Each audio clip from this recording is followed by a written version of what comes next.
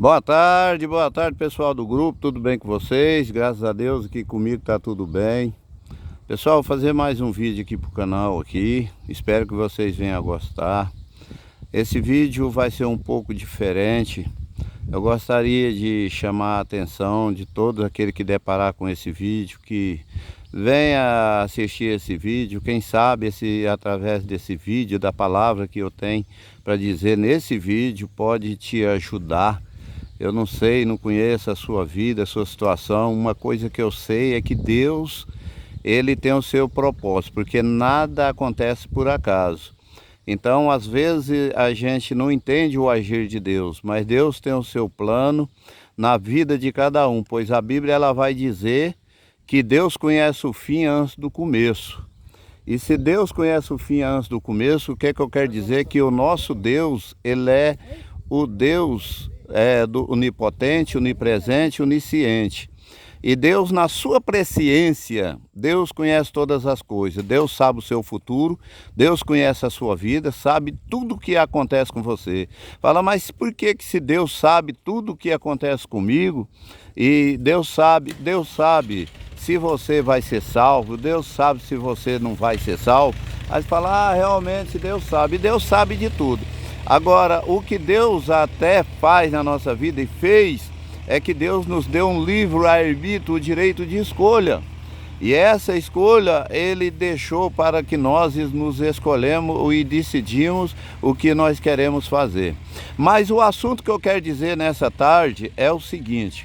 Antes de eu entrar nesse assunto, eu gostaria que você deixasse aí o seu like, aí, inscreve no nosso canal, tá? Cutuca aí no joinha aí, no sininho, porque você fazendo assim o YouTube vai entender que quando a gente lançar novos vídeos, ele manda notificação. E nos ajude aí, eu quero inteirar os 10 mil inscritos aí, eu só farei isso se você nos ajudar, né? Porque eu dependo aí da escrita e da ajuda de cada um que deparar com esse vídeo. Então faça isso, está me ajudando. As minhas palavras dessa tarde eu quero basear no Evangelho de João, no capítulo 8 e o versículo 36, que vai dizer assim: se o Filho vos libertar, verdadeiramente sereis livres. Para que você que deparou, está aí nos ouvindo essa mensagem, essa palavra neste momento, nessa tarde, eu gostaria de deixar uma experiência de um testemunho que ocorreu na minha vida no passado, no início da minha fé, para que você possa entender e compreender, nós juntos meditar naquilo que Deus faz.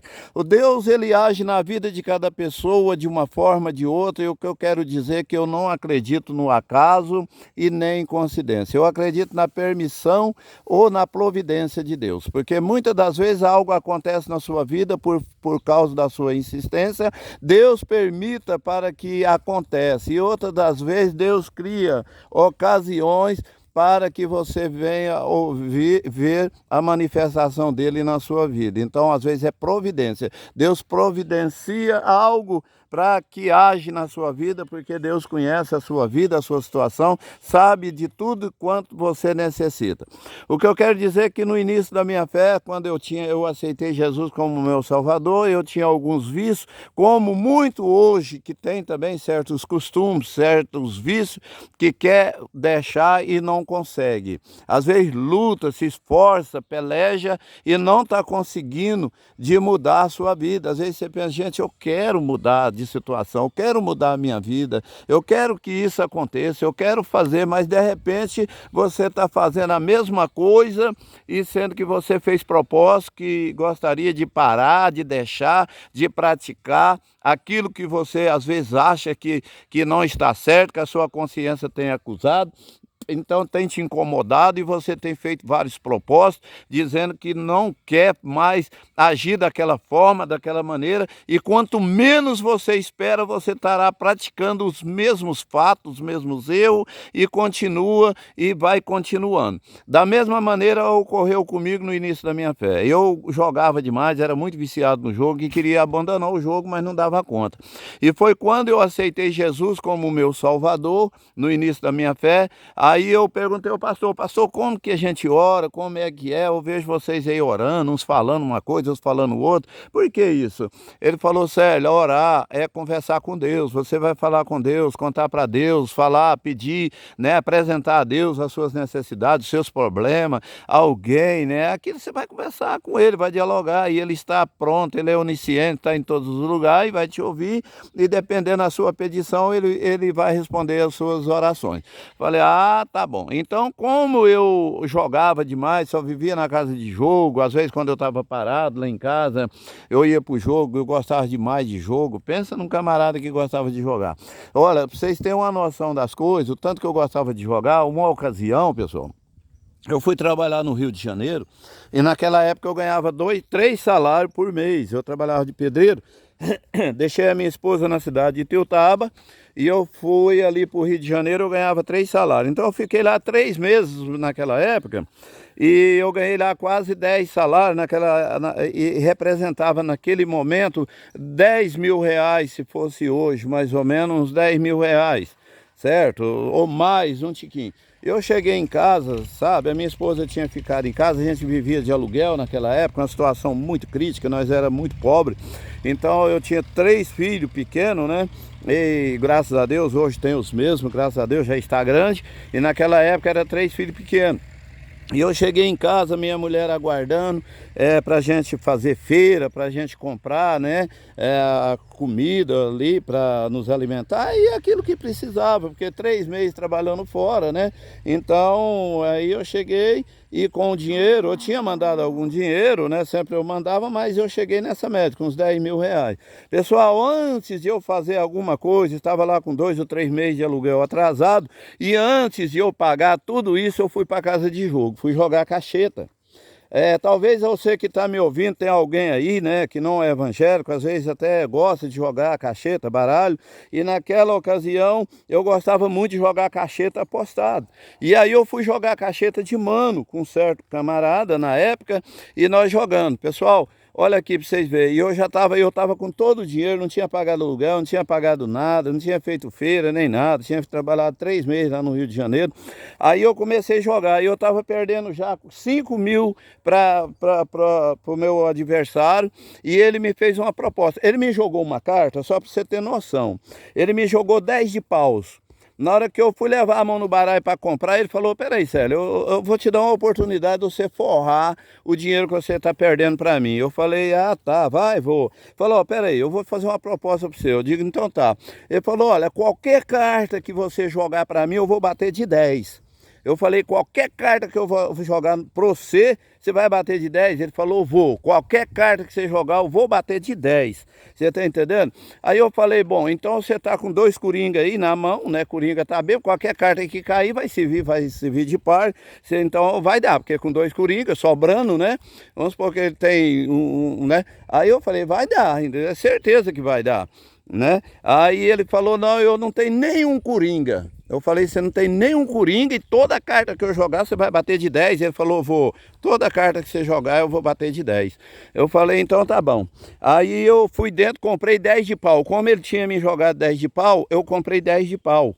Certo? Aí eu falei, não, então vamos apostar 5 mil, certo? Aí nós apostou, era o resto do dinheiro que eu tinha. Aí eu joguei 10 de pau, ele bateu entre o valete e o 9. O problema é que ele marcava as cartas tudo na mão, e quando ele me jogou e comprou 10 de pau, ele viu que tinha outro 10 de paus em cima. Então o que acontece? Aí ele viu que eu ia jogar nele, né? Aí ele apostou comigo e aí eu apitei. Aí perdi todo o meu dinheiro. Aí cheguei em casa, o dono da casa pediu a casa, porque eu já não tinha dinheiro para poder pagar o aluguel. Aí eu falei, e agora? Aí eu falei com a minha esposa, aí tinha o meu tio falou, não, vem cá para casa, né? Aí a gente foi morar na casa do meu tio, eu comprei um colchão fiado de uma mulher que chamava Dona Otila, joguei o colchão no chão Você entendeu? Joguei o colchão no chão e nós dormíamos. Aí eu, mais meus 3 filhos, minha esposa lá. E eu sem dinheiro para ajudar meu tio. Aí eu peguei e falei para minha esposa, falei, olha, vai fazer o seguinte, você sempre trabalhava aí na cidade, conhece muita gente, você trabalhava doméstico, vê se você arruma aí um serviço, pega o dinheiro menos de 15 dias para ajudar o tio, porque nós temos que ajudar na feira. Ela falou, não, tudo bem. Aí ela saiu, arrumou, chegou, Célio, eu arrumei o dinheiro aqui de 15 dias para mim trabalhar e tal. Eu falei, me dá aí que eu vou lá fazer a feirinha. Adivinha o que aconteceu? Saí com aquele dinheiro, fui lá para casa de jogo, perdi também. Aí lá vai a minha esposa trabalhar 15 dias para pagar um dinheiro que eu havia também perdido no jogo. Pessoal, então uma pessoa perdida não dá tempo, senão o vídeo fica muito comprido. Eu quero resumir brevemente, outra hora a gente conta mais detalhes a respeito desse testemunho, entendeu? O que ocorreu, mas o que eu quero dizer? Naquela época eu jogava muito, então eu tinha aceitado Jesus como meu Salvador e comecei a orar a Deus. Eu comecei a ir para a igreja e falar com Deus, Senhor, se o Senhor me perdoar os meus pecados, porque eu me sentia acusado, eu me sentia como eu estava pecando no jogo. Eu não jogo mais. E aí quando era no outro dia, estava eu lá no jogo novamente. Aí eu pegava e pensava, gente, e agora? Eu joguei, né? Aí tá bom, eu joguei, mas eu vou para a igreja, eu vou falar com Deus, agora eu não jogo mesmo não. Aí eu ia, falava do Senhor, eu joguei, mas só me perdoa de novo, porque agora eu não jogo mesmo. Só pode, olha, eu joguei, não suportei, mas agora com certeza eu não vou mexer com isso mais. Pessoal, isso se repetiu por umas 6, 7 vezes. Eu falava que não ia jogar, chegava na casa de Deus, jogava. Eu falava que não ia mais, fazia promessa com Deus, de repente estava eu novamente fazendo os mesmos atos, jogando novamente. E aí foi constantemente, aí eu pensei, gente, o que eu faço? Aí eu já estava com vergonha já de Deus e já sentindo muito acusado, pensei, se eu continuar falando com Deus dessa forma, o que vai acontecer é que eu vou parar de ir para a igreja. Por quê? Porque eu chego lá, falo com Deus uma coisa, no outro dia eu não sustento. Sabe o que aconteceu? Um dia eu tomei uma decisão. Um dia eu falei, não, em vez de eu parar de ir para a igreja, eu não posso parar, eu tenho que continuar. Agora que eu vou para a igreja mesmo, eu vou, só que tem uma coisa, eu já sei o que eu vou fazer. Pessoal, eu cheguei na casa de Deus, enjoelhei e falei com Deus. Falei, Senhor, tu tem visto o meu esforço, a minha vontade, o Senhor sabe que a minha vontade maior que eu tenho, o meu compromisso que eu faço com o Senhor, falo que não vou jogar, quando é no outro dia, tá aí eu jogando de novo. O Senhor tem visto todas as vezes, o Senhor conhece melhor do que eu, sabe os meus pensamentos, sabe que eu quero parar, mas não dou conta, então eu tenho uma proposta a fazer. De hoje em diante, eu não faço mais compromisso com o Senhor de falar que eu não vou mais jogar. Da agora em diante eu vou jogar. O dia que o Senhor quiser, o Senhor me liberta, porque senão vai ficar pior. Porque eu falo para o Senhor que não vou jogar, estou lá jogando. Falo que não vou jogar, estou lá jogando. Falo que não vou jogar, estou lá jogando. Então não adianta que eu não dou conta. Então o dia que o Senhor quiser, o Senhor me liberta. Pessoal, quando foi no outro dia, eu levantei cedo e fui para a casa de jogo. Tinha lá um boteco lá e tinha um sinuquinha, birrim. Para quem conhece aí, gostou de jogar birrim, sabe o que é birrim, o que eu estou falando. Cheguei lá, tinha o pessoal falou, certo, tem uns 3 na sua frente. Falei, não, tranquilo, não que sobrar uma vaga aí, eu tô no jogo. Não, beleza. E pessoal, eu estava encostado na parede, lá só tinha uma porta de saída e o balcão lá no fundo. E lá no fundo tinha um tal de Demar. Esse Demar estava com a perna quebrada e ele estava sentado lá numa cadeira com a perna quebrada, enfaixada em cima de outra cadeira, com o braço em cima de uma mesa. E daqui da parede eu percebi que ele estava me olhando. E aí, como eu percebi que ele estava me olhando, eu pensei, isso é o que o cara está me olhando? Estou ali sapeando, segurando o birrinho de alguém, ali torcendo e tal, mas disfarçando assim, que eu olhava assim meio de rabo de olho, vendo que ele estava me olhando. Aí eu pensei, e aquilo continuou. Pessoal, uma hora eu falei, já que ele está me olhando, eu também vou olhar nele. Aí eu fitei os olhos nele, na hora que eu olhei nele, ele pegou e falou para mim assim, falou, Célio, eu falei, o que foi? Né, pensei, por que você está me olhando? Ele falou assim, você não é crente? Aí, pessoal, aquela hora ali foi uma hora difícil. Quando ele falou que se eu era crente, falou, você não é crente? Porque eles via eu ir para a igreja, pessoal.